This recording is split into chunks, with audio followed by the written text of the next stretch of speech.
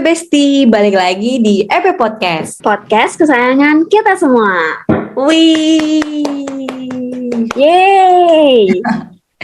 Gimana nih kabar kalian semua? Pastinya baik-baik aja dong. Apalagi kalian kan udah lama nih gak ketemu sama podcast dari Ekonomi Pembangunan ini yang sangat edukatif, guys. Nah, hari ini kita bakal balik lagi bawa podcast yang pastinya seru banget. Tapi sebelum itu ada pepatah nih, katanya tak kenal maka tak sayang. Nah, biar makin sayang, yuk kenalan dulu. Perkenalkan, gue Andi Reza Putri, biasa panggil Eja, dan ada partner gue Jihan atau Kodar, biasa dipanggil Jihan.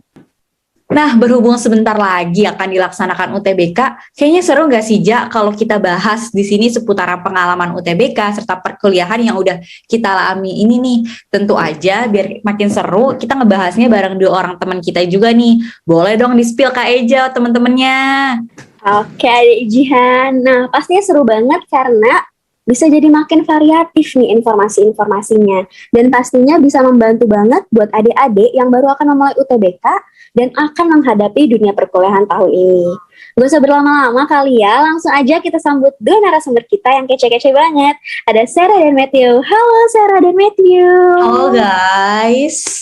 Hai. Halo. Oke, boleh dong diperkenalkan dirinya terlebih dahulu. Mungkin dimulai dari Matthew nih, diperkenalkan dirinya.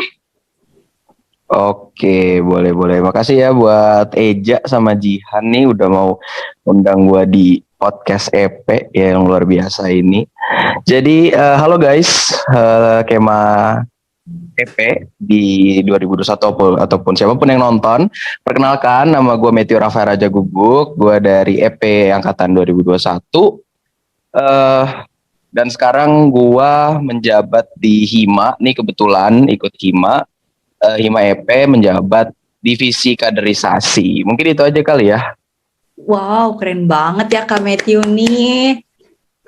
Oke, keren banget ya. Gimana nih kalau untuk Kak Sarah, boleh langsung diperkenalkan juga nih dirinya. Pasti nggak kalah keren dari Kak Matthew. Yuk langsung aja diperkenalkan dirinya. Oke, halo semuanya yang dengerin EP Podcast ini. Terima kasih juga sebelumnya buat Jihan sama Eja udah ngajak gue untuk join. Perkenalin, nama gue Sarah Fima Trisnyani, dipanggilnya Sarah, dari Angkatan 21. Kalau untuk sekarang ini gue sibuknya kebetulan lagi gabung organisasi HIMAEP sebagai salah satu staf divisi keilmuan. Terima kasih. Wah, kece-kece banget gak sih narasumber kita kali ini Kak Eja dari anak-anak Hima loh. Keren banget. Iya, yang pasti punya proker-proker yang keren-keren banget nih, baik dari Sarah dan Matthew sendiri. Oke, kita mungkin langsung move aja kali ya ke pertanyaan pertama. Gimana Kak Jihan? Boleh nih. Oke, langsung aja ya. For your information nih yang lagi denger, Sarah dan Matthew ini adalah dua dari beberapa mahasiswa Ekonomi Pembangunan Angkatan 2021 yang lolos lewat jalur UTBK. Nah, buat Kak Sarah dan Kak Matthew, boleh dong diceritakan secara singkat nih pengalaman UTBK kalian di tahun lalu. Mungkin tadi udah dimulai dari Kak Matthew, sekarang kita mulai dari Kak Sarah kali ya. Yuk Kak Sarah, boleh diceritain sedikit nih. Oke, kalau untuk pengalaman yang paling gue inget pas ikut UTBK itu di proses persiapannya sih ya. Karena kan berjuang di UTBK sendiri itu gimana kita bisa ngolah sumber daya pengetahuan yang kita punya untuk dikembangin buat nggak cuman dipahamin aja, tapi kita juga harus mahir gitu tiap ngerjain soal-soal atau dari materi-materi yang akan diujiin di UTBK. Udah gitu saingan di UTBK juga kan banyak banget dan yang lolos juga sedikit dari tampungnya gitu. Jadi yang gue lihat dari pengalaman ini sih lebih ke waktu yang masing-masing orang punya itu sama-sama banyak dan gimana pinter-pinternya kita untuk mempergunakan atau memanfaatkan waktu yang ada itu. Gitu. Oke, berarti kalau dari Kak Sarah sendiri itu ingatnya deg-degan waktu mau menuju UTBK-nya ya, karena waktunya panjang banget dan mungkin muncul nih ketakutan-ketakutan dalam diri sendiri ya nggak sih Kak Sarah? Iya betul banget, itu pasti banget sih karena kan ada perasaan, aduh cukup nggak ya persiapannya gitu. Oke, nah kalau itu dari Kak Sarah gimana nih? Kalau dari Kak Matthew, pengalaman UTBK tahun lalunya gimana nih? Apakah sama dengan Kak Sarah atau malah berkebalikan? Iya, kalau dari gue sendiri sih sama ya. Mungkin hampir setiap orang-orang yang mau dari SMA mau kuliah gitu pasti ngerasain hal yang sama gitu, apalagi di UTBK. Mungkin cerita sedikit sebelum itu, jujur gue mendapat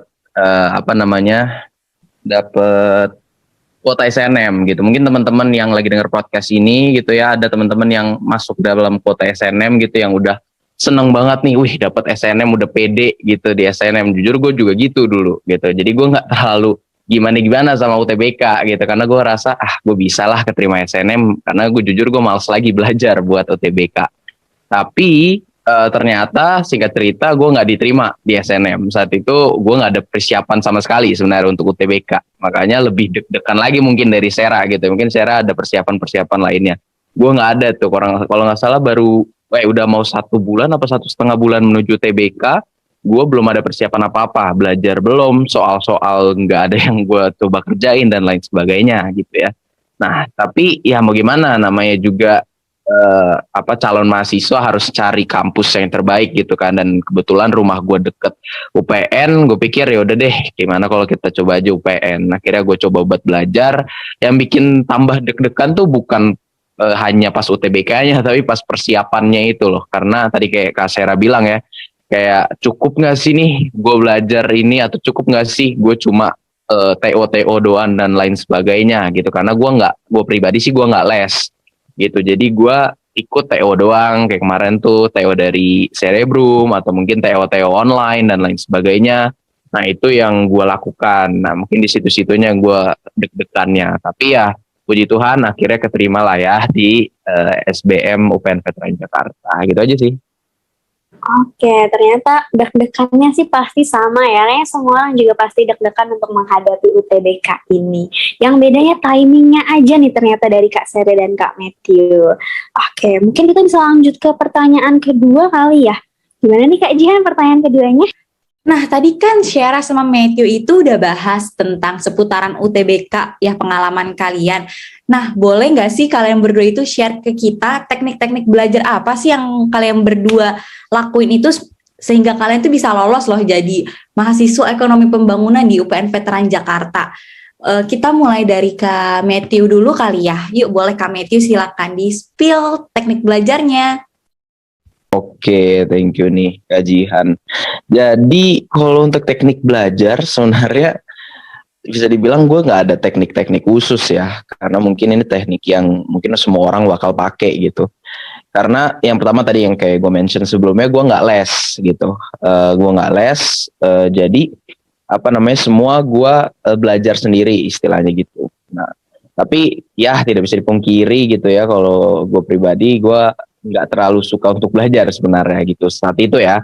Nah jadi gue lakuin apa yang bisa gue lakuin. Contohnya kayak misalkan ada temen gue yang les gitu kan, ada yang temen gue yang les, dia dapat soal-soal dari lesnya gitu, soal-soal UTBK, soal-soal istilahnya yang katanya gitu ya, tanda kutip bakal keluar gitu dan lain sebagainya gitu. Nah itu yang gue minta, gue bagi dong soal-soal lu biar gue coba kerjain gitu, nanti baru kita cocokin. Itu satu. Terus kedua bisa ikut TO online gitu. Waktu itu gue sempat yang kayak gue mention tadi, gue TO Cerebrum, TO online lainnya. Nah itu yang gue coba untuk keep up-nya at least di TO itu, walaupun gue nggak les, gue nggak belajar sama orang misalkan gitu ya, tapi at least di TO ini gue bisa untuk terus meningkat lah skornya kayak gitu. Kalau gue sih paling di situnya ya. Dan yang pasti yang paling utama adalah jangan lupa buat berdoa guys. Itu teknik paling pentingnya adalah kita itu harus berdoa gitu. Walaupun kita coba untuk belajar tapi nggak berdoa gitu ya, nggak minta pertolongan sama yang di atas, pasti akan susah. Itu aja sih kalau dari gua Kak Jihan. Bagus sekali teknik belajarnya Kak Matthew ya. Jadi lebih kayak otodidak, belajar lewat tryout online, dibantu sama soal-soal dari temannya. Boleh juga itu tips-tipsnya untuk adik-adik yang mungkin gak ikut les online, Kak. Les online ataupun les offline bisa ngikutin tipsnya Kak Matthew tuh. Kita lanjut kali ya ke tips belajar dari Kak Syera. Yuk Kak Syera silakan.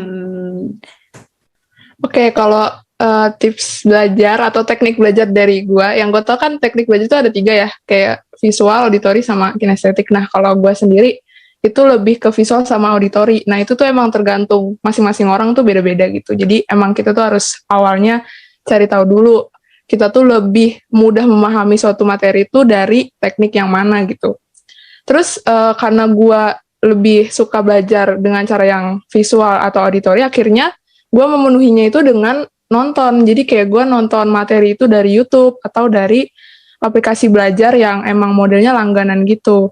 Terus selain itu juga dari hasil gue mengamati dan menonton itu gue tulis lagi, gue catat di catatan yang rapih dan bergambar juga biar gue gampang gitu ngafalin dan memahaminya gitu. Terus gue juga punya tips nih kayak tiap memahami materi mau itu yang sifatnya hitung-hitungan atau hafalan lebih baik dari konsepnya gitu, karena menurut gue kalau lu udah hafal konsep suatu materi itu lu mau ngadepin soal susah kayak gimana pun lu tetap bisa gitu karena lu udah megang nih dari awal dasar pemahamannya itu kayak gimana gitu. Terus selanjutnya buat ngukur hasil persiapan belajar gue tadi yang udah gue jelasin itu gue bisa latihan-latihan soal gitu sih dari buku-buku atau mungkin bisa TO juga kayak tadi Matthew TO online gitu, gue juga beberapa kali ikut buat sekedar ngukur kemampuan gue. Itu sih kalau teknik belajar dari gue. Wow, teknik belajar yang dilakuin sama Kak Syara ini gak kalah bagus sama teknik belajarnya Kak Matthew ya. Berarti kita simpulin aja teknik belajar orang itu beda-beda tergantung mereka bisa menangkap pelajarannya seperti apa ya. Ada yang dengan menggunakan secara video dicatat ulang kembali ataupun dengan try out, bisa juga dengan dia mengikuti les-les seperti itu ya. Dan tak lupa pula jangan lupa untuk selalu berdoa karena doa dari orang tua, doa Tuhan juga sangat penting. Kita bisa lanjut ke pertanyaan berikutnya. Yuk Kak Eja silakan. Oke, mengutip dari teknik belajar Kak Syara dan Kak Matthew, ini kayaknya ready banget nih ya, terdengar sangat siap sekali ketika mau menghadapi UTBK. Tapi boleh dong dijelasin nih, selain belajar, menurut kalian apa aja sih yang perlu dipersiapkan untuk menghadapi UTBK? Boleh nih langsung aja dijelasin dari Kak Syara nih. Persiapan lain apa sih yang udah Kak Syara siapin waktu mau menghadapi UTBK selain belajar? Kalau selain belajar, biasanya gue persiapin yang pasti doa ya, misalnya kayak minta restu orang tua, pilihan UTBK juga kan harus disetujuin sama orang tua. Terus selain soal restu orang tua dan doa, mungkin persiapannya tuh lebih ke jam tidur, lebih diperbaikin lagi, jadi nggak tidur sampai malam atau terlalu pagi tidurnya kayak gitu. Kalau misalnya dibiarin takutnya pas hari HUTBK kita jadi ngantuk atau gimana gitu sih kalau dari gua selain belajar. Oke, berarti lebih ke persiapan yang ada di family sih kalau ini ya. Nah, kalau untuk Kak Matthew sendiri apa nih persiapannya yang selain belajar yang akan digunakan untuk menghadapi UTBK? Boleh dong langsung di-spill aja nih. Iya, yang pasti sih sama juga ya kayak Kak Syara, tapi mungkin ada hal lain yang menurut gue ini cukup cukup harus dipersiapin juga gitu ya. Mungkin secara otak kita udah siap, secara fisik mungkin kita juga udah siap, tapi yang harus benar-benar dipersiapin adalah mental gitu ya. Kenapa gue bisa bilang mental? Karena untuk ke SBM atau ke UTBK ini tuh pasti banyak banget omongan atau stigma dari lingkungan ataupun dari sosial media atau siapapun itulah yang mempengaruhi kita gitu. Contohnya misalkan yang pertama, misalkan kayak gue, contohnya kasus gue dapet SNM, terus nggak lolos SNM, ya jujur ya mental gue agak down gitu waktu itu. Jadinya untuk UTBK mempersiapannya mungkin nggak terlalu maksimal dan lain sebagainya. Terus ada juga mungkin influencer atau mungkin siapapun gitu sosial media bilang kalau soal UTBK tahun ini tuh susah-susah loh, beda banget sama tahun lalu, bla bla bla bla bla, yang kayak gitu-gitulah ya. Nah itu yang benar-benar juga saat itu bikin mental gue juga wah anjay, jangan-jangan apa yang gue pelajari kagak keluar nih, ntar gimana ya pas gue kerjain ntar gak ada yang keluar, ini jadi stres gitu. Nah itu yang gue bilang kita harus siapin mental gitu ya buat adik-adik semua nih yang bakal UTBK, siapin juga lah mental, istilahnya mental baja lah gitu teman-teman ya, nggak usah mikir yang gimana-gimana. Yang penting apa yang udah kalian pelajarin, apa yang udah kalian persiapin, itu aja yang jadi bekal kalian untuk UTBK gitu. Jangan sampai hal-hal atau omongan-omongan dari luar ini yang jadi mempengaruhi mental kalian. Mungkin itu aja sih ya.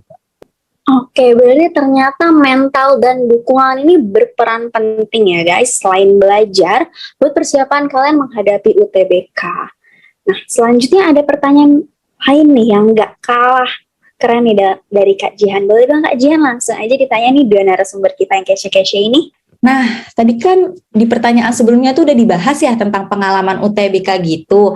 Nah, pasti kan Kak Syara sama Kak Matthew ini kalau belajar terus-menerus jenuh kan, pasti dong kalian sempetin buat main sama teman atau main-main game online. Boleh dong kasih ke kita gimana sih cara kalian ngebagi waktu antara kalian belajar sama main sama teman-teman ataupun healing lah buat diri kalian sendiri. Kita mulai dari Kak Syara kali ya, yuk Kak Syara silakan. Kalau untuk ngatur waktu sendiri, gue bisa ngebagi setiap harinya itu tergantung situasi juga. Jadi kayak misalnya kalau rutinnya itu gue selalu bangun pagi dan jam 7 itu gue udah mulai belajar tuh. Sampai misalnya sekitar jam 12-an. Baru setelahnya itu gue istirahat sama ngelakuin kegiatan lain kayak ngerjain pekerjaan rumah gitu. Sampai sore itu baru gue ngeluangin waktu buat keluarga sama teman. Jadi gue janjian sama teman itu jam-jamnya tuh di sekitaran sore gitu. Nah, mulai balik lagi ke rumah itu jam 7 malam itu udah mulai belajar lagi sampai sekitaran mungkin jam 9 atau jam 10 baru gue istirahat. Jadi kayak emang gue ngususin waktu di sore sih biasanya kalau untuk kayak misalnya ngobrol sama teman atau ketemuan janjian sama keluarga juga.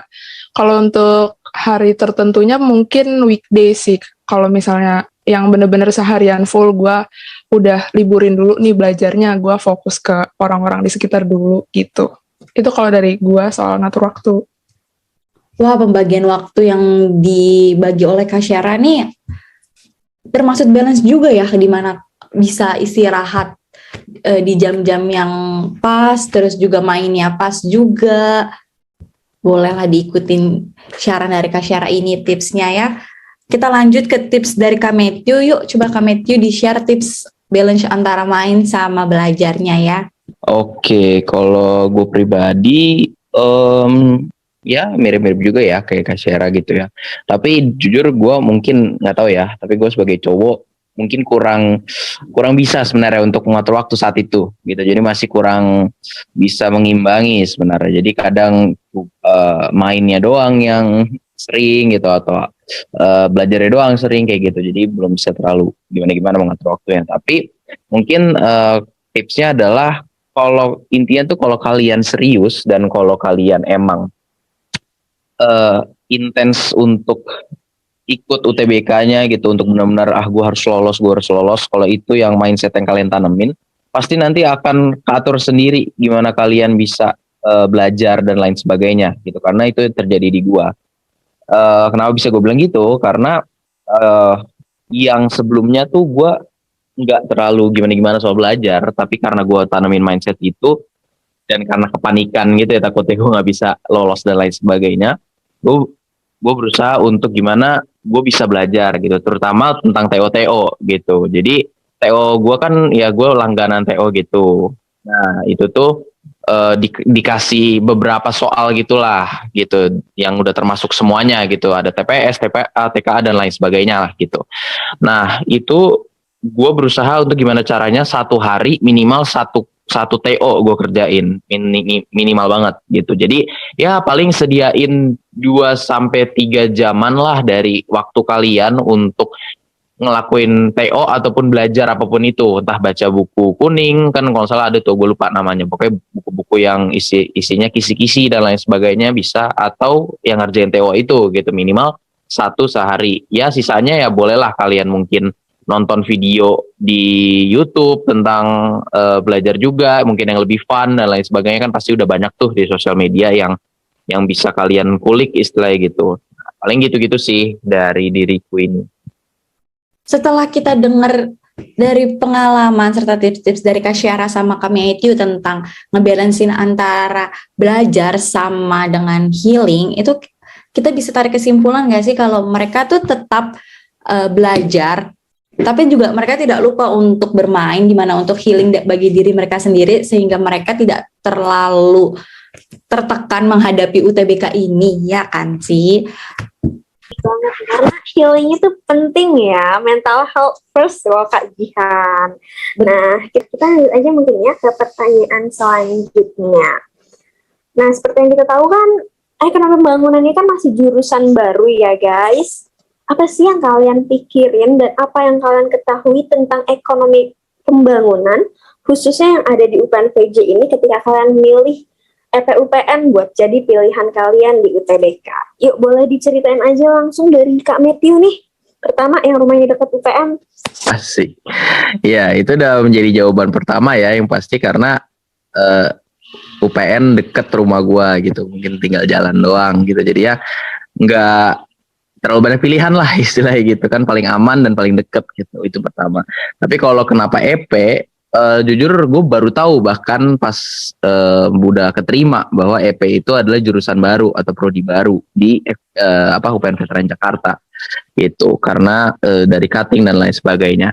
Nah, awal mula sih gue sebenarnya jujur nggak terlalu suka hitung-hitungan gitu. Waktu itu sempat disaranin, lu akuntansi aja, lu manajemen aja.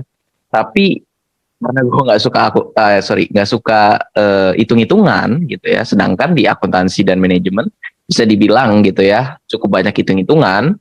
Jadi gue nggak terlalu mau, takutnya gue nggak kuat atau takutnya gue terlalu memaksakan diri. Akhirnya tapi gue berusaha untuk tetap mencari yang dalam siklus atau dalam ranah keuangan gitu, at least ya, dalam ekonomi atau apa. Dan ternyata ada ekonomi pembangunan di UPN Veteran Jakarta, dan memang banyak yang menyarankan juga, entah teman, entah guru atau keluarga gitu, bilang kalau ekonomi aja ambil gitu. Ya udah, akhirnya ada ekonomi pembangunan di UPN. Gue lihat rating dan lain sebagainya cukup bagus, dan juga saingannya nggak terlalu ketat gitu ya. Udahlah, pede aja. Akhirnya gue pilih deh ekonomi pembangunan gitu sih kalau dari gue. Oke, berarti faktor yang mendukung milih EP ini banyak banget ya kalau untuk Kak Matthew. Nah, kalau untuk Kak Sera, boleh dong nih dibagi ceritanya nih, apa yang diketahui dan pikirkan pertama kali waktu milih EPUPN buat jadi pilihan di UTBK? Kalau gue kan kebetulan dari jurusan IPA ya, jadi gue lintas jurusan gitu. Kenapa gue lintas jurusan? Karena emang gue merasa pada saat itu materi-materi di jurusan IPA tuh kurang pas aja di gue, kayak akhirnya gue nyoba belajar materi-materi di jurusan IPS. Nah, pas gue belajar itu, gue nemu satu mata pelajaran yang ternyata gue cepet banget nangkepnya gitu. Terus gue suka juga pas ngerjainnya, pas mempelajarinya, kayak rasa ingin tahu gue tuh lebih gitu dibanding waktu gue masih jadi anak IPA.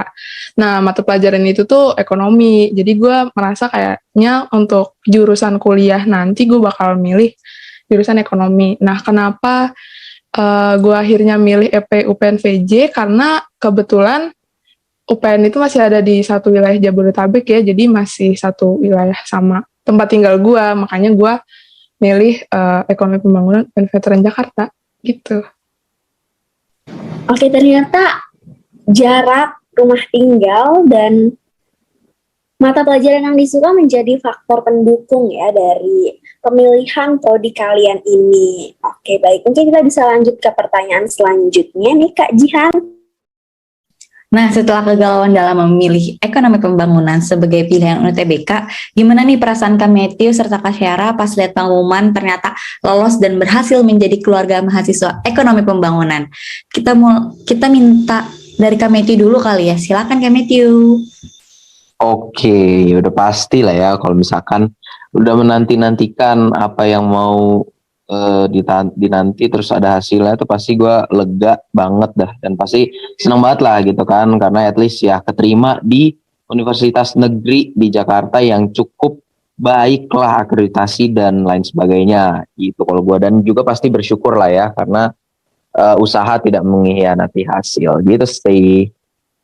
Wah, respon yang positif bagi hasil pengumuman di mana tidak ada kekecewaan di dalamnya ya Kak Matthew. Gimana kalau Kak Syara perasaannya? Sama banget sih, kurang lebih kayak Matthew, kayak senang terus bersyukur akhirnya usaha dan kerja keras ada hasilnya gitu. Terus setelah selama ini memberikan keyakinan lebih buat diri sendiri untuk milih jurusan ini, terus belajar giat juga, sama percaya kalau suatu saat nanti pasti akan terbaik gitu jalannya, itu dari aku. Wah, sama kayak Kak Matthew nih, respon yang sangat positif untuk hasil yang sangat memuaskan ya. Yuk kita lanjut ke pertanyaan berikutnya Kak Eja. Kita udah cerita nih ya, perasaannya pas keterima tuh gimana. Selanjutnya selama hampir 1 tahun udah jadi mahasiswa di ekonomi pembangunan ini, apa aja sih yang udah kalian pelajarin? Dan sejauh ini ada mata kuliah nggak yang kalian tuh suka banget? Dan kenapa kalian suka mata kuliah tersebut? Boleh ini langsung aja dijawab dari Kak Sarah dulu kali ya.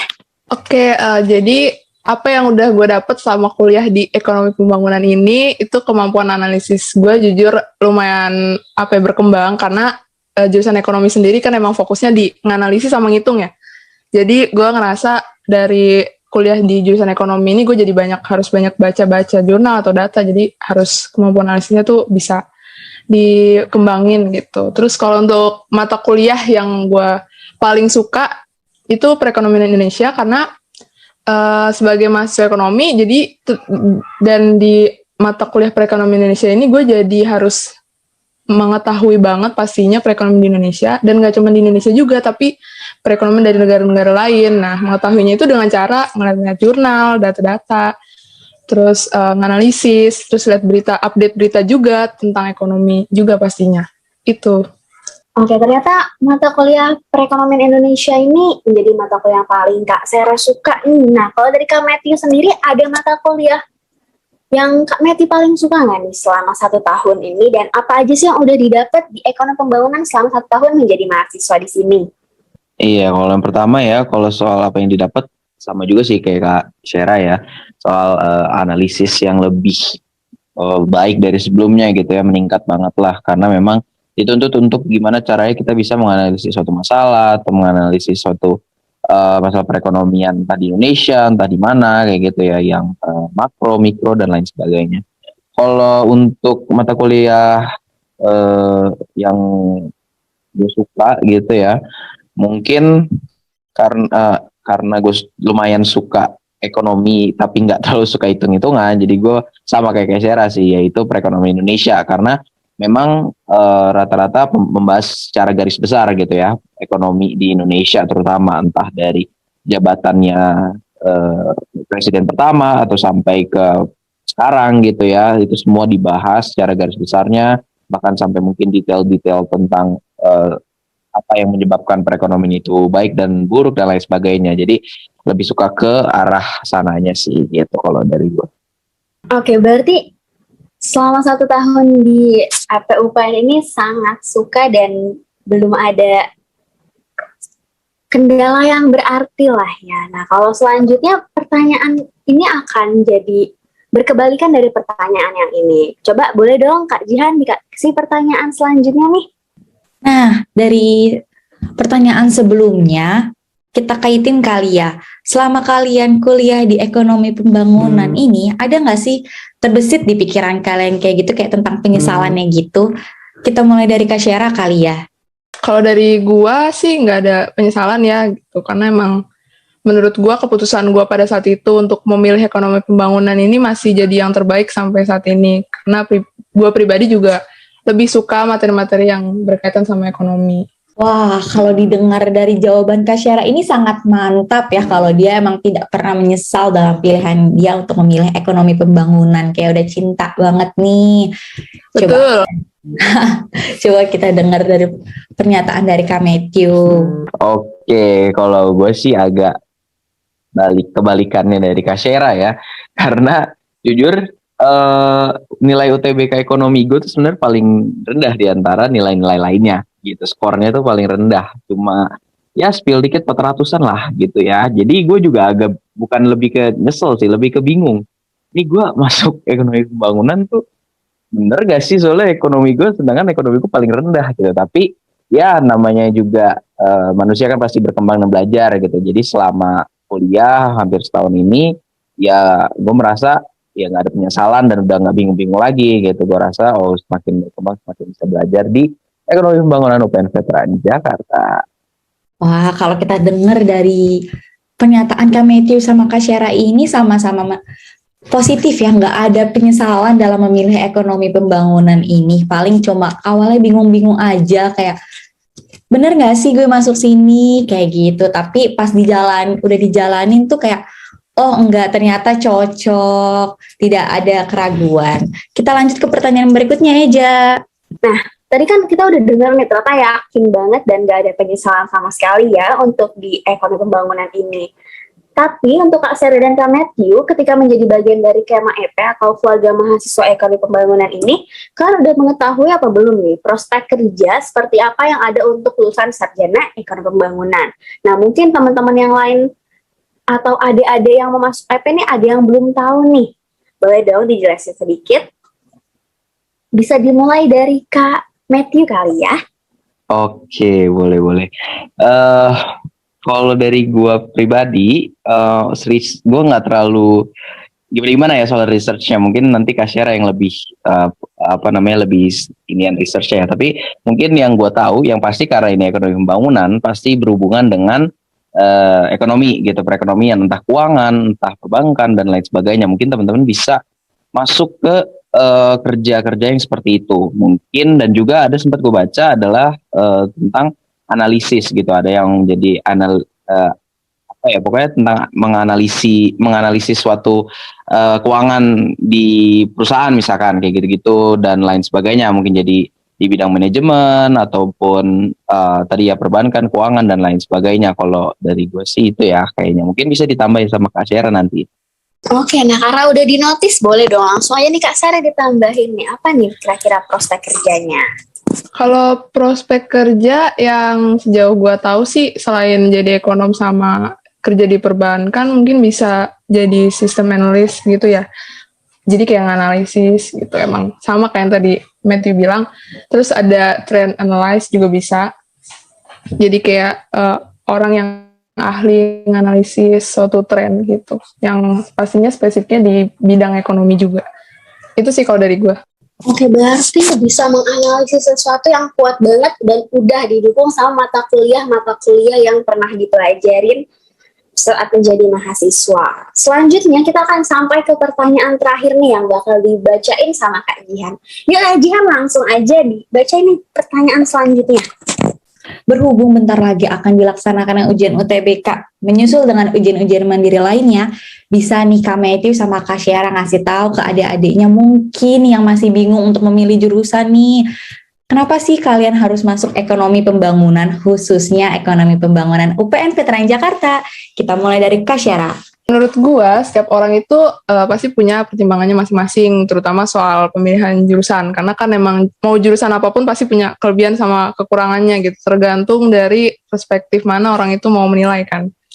Jadi balik lagi, masing-masing diri sendiri itu harus punya tekad dulu untuk berani memilih jurusan.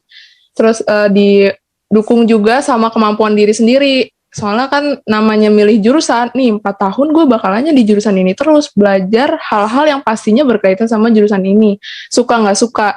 Nah itu harus dipertimbangin banget, karena kan sayang juga kalau misalkan di tengah jalan nyerah atau berhenti gitu, untuk mengantisipasi hal-hal yang kayak gitu juga. Jadi yang pasti kalau dari gue, setiap orang itu harus punya pengukuran sendiri terhadap kemampuan dirinya sama kemauannya dia juga, terus didukung sama restu orang tua pastinya. Terus harus berserah diri juga sama Tuhan, semoga apa yang dipilih ini yang terbaik, seperti itu. Nah, kalau dari jawaban Kak Syara ini berarti, wah banyak juga ya yang harus kita pertimbangkan dalam memilih jurusan, biar kita tuh untuk kedepannya tuh nggak merasakan kekecewaan di mana kita harus mundur karena merasa nggak cocok ya. Gimana Iya sih benar banget. Nah, gimana sih kalau pendapatnya Kak Matthew sendiri? Iya, kalau dari gue sendiri mungkin nambahin aja ya dari yang udah dibilang Kak Syara tadi, udah bener banget. Harus banyak ini pertimbangkan, terutama ya 4 tahun gitu ya, itu aja yang terus harus kita pelajari.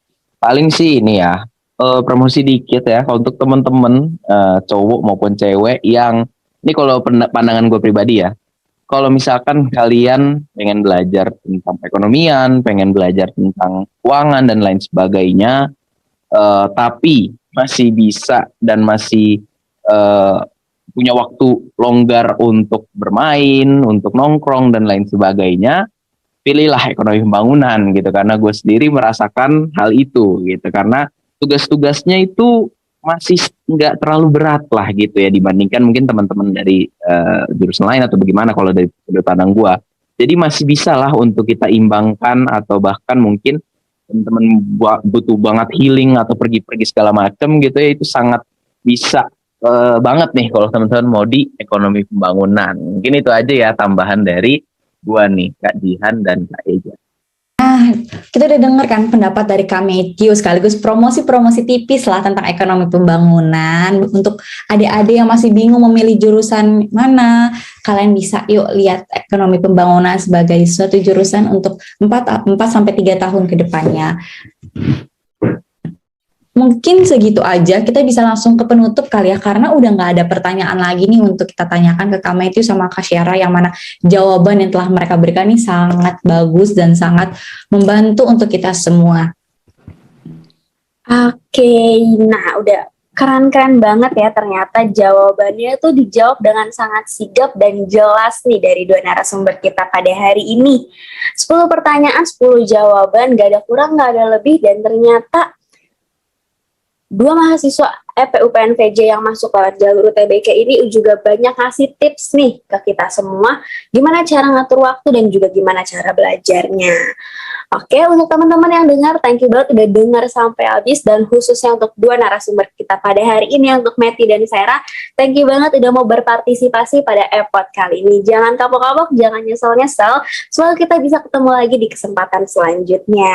Untuk Matthew dan Sarah, ada kalimat-kalimat penutup gak nih? Boleh nih dari Matthew terlebih dahulu, dikasih dulu nih kalimat penutup dari Matthew sendiri.